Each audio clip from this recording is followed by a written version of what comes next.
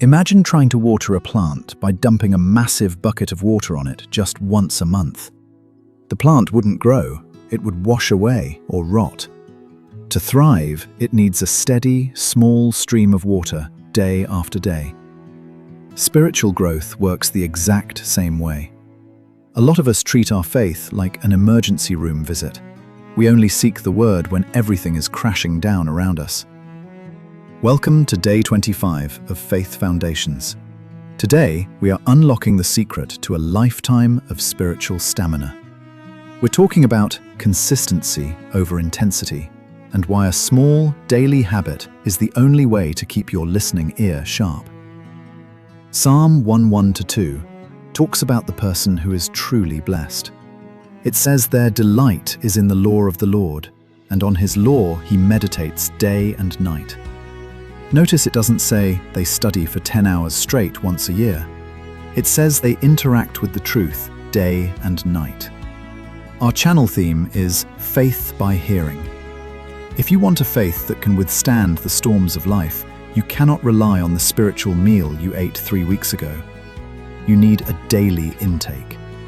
Consistency over intensity means understanding that 5 focused minutes with the Word of Christ every morning is infinitely more powerful than a 3-hour study session once a month. 5 minutes a day keeps the lamp at your feet lit.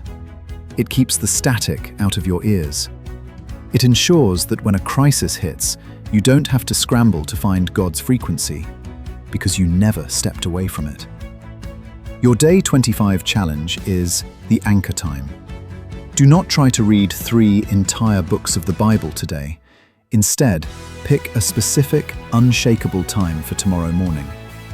Maybe it's right when your alarm goes off, or while your coffee is brewing.